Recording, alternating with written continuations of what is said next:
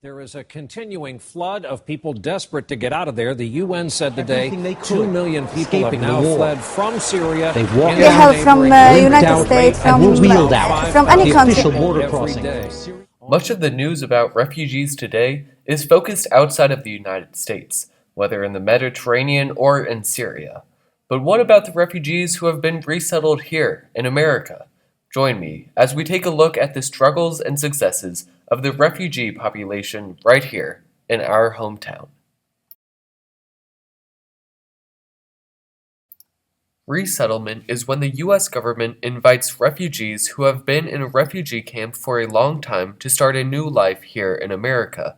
Secondary migration is when a refugee moves from the original city of resettlement to another city. Over 6,000 refugees have been resettled in Nebraska from 2000 to 2011, but the number who have come here through secondary migration is far greater.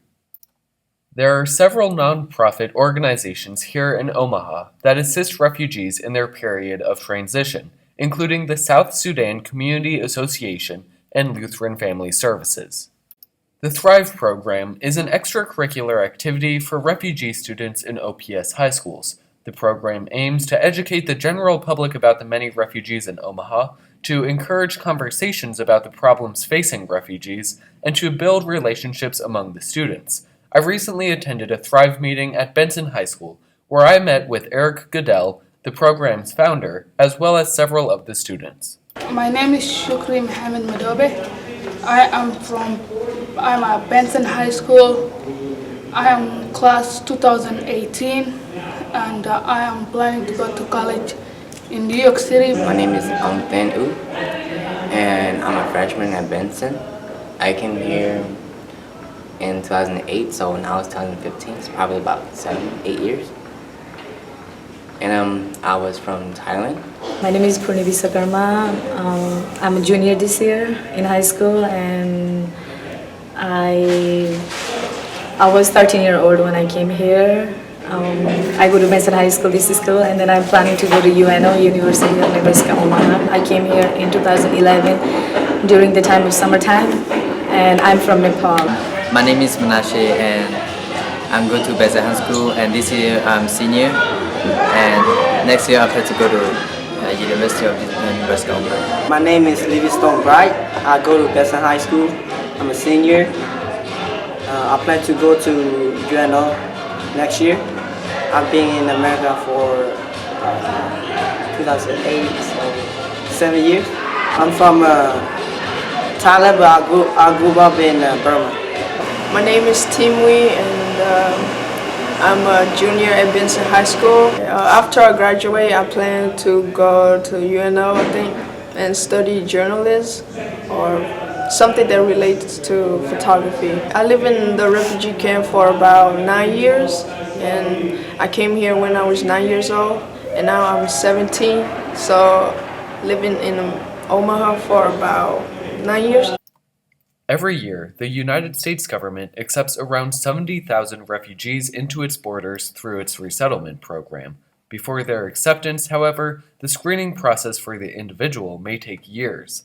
The average refugee lives in a camp for 17 years before either being returned to their home country or being resettled to a new country. In Thailand, we live in a refugee camp, so our life is like a refugee. It is hard. Every day is hard for us for the education, and because it is hard to get education because we don't have enough support by the school materials. So it is hard for us, and also the job is not available for every parent. So the parent they could not support us to continue to go to college. In my country, when you finish your high school, you have to I had never known that the government will give you only 4,000 rupees of our country to when you are going for college, and after that you have to do everything. You have to register, you have to pay your own money for those all things, and there wasn't so much scholarship kind of opportunity to go college, so everything has to be paid by yourself, by your own pocket. And here it's so much opportunity. You can go to college, I mean, like, somehow you have to pay some money, but basically more of them, like, government help us, they give us a scholarship, which is really good. We have to pay to go to school, even elementary, middle school, every level you have to pay to go to school. Here, it's like they pay for you free. Even though in college they still help you, they still help you apply for scholarships. So basically, if you work hard, you'll go to school for free. Life over there it's not hard, it's not easy, but if you're like not poor, you don't have to stay under the bridge like in America. The house is way better than the camp. I used to live in Thailand, so the house over there is made of bamboo sticks, so they can break easily. And when it's raining, the rain can come through inside the house. For us, it's not that bad because they still give us food, like a food stamp, but it's barely enough to feed our family. And my mom and dad, they don't have job because we're not allowed to go out in the camp. Well, it was pretty harsh. I mean, like trash are everywhere, and there's a lot of homeless, and food was scarce. I mean, I live a happy life. I mean, I didn't have any mom or dad, but I have my grandma, and she sell food, so she could afford for us. The good thing was that government was giving us foods like rice, oil, vegetables. They were like giving us that. So when it's done, you have to buy it by yourself, and it's kind of so expensive. Refugees in America face struggles every day, but there is one struggle that seems to affect them all. First day that I faced when I came to the United States was a language, because it's the big challenge for me. The hardest part is the language, because I didn't know anything. I was only like probably 9, 10. And I couldn't understand what the teacher was trying to, tell me, and what to do the math problems, and then like to read and to understand them. The kids knew English, but my parents did not. So like when they came here, they had to go to school to learn there, and now they're better than they used to be. Language is the most better part, because if you like don't speak it fluently, they laugh at you and they make fun of your English. I knew some of the English when I came here, but not that much. So like I didn't speak like in my middle school year, like whole year, just because I think they might will laugh at me the way of I speak. When I came here, I had a big accent. Now I think I have some still, but when I first came here, like it was really different. Despite the obvious challenges that each student has experienced, they have managed to overcome these obstacles, both on their own and with the help of others. When I first started middle school, like some people bullied because of my race. But I wasn't comfortable with my English at that time, so I didn't fight back. But now I'm comfortable with my English. I don't let people bully me anymore. I think it was kind of tough for me at the beginning of the year, adjusting in high school.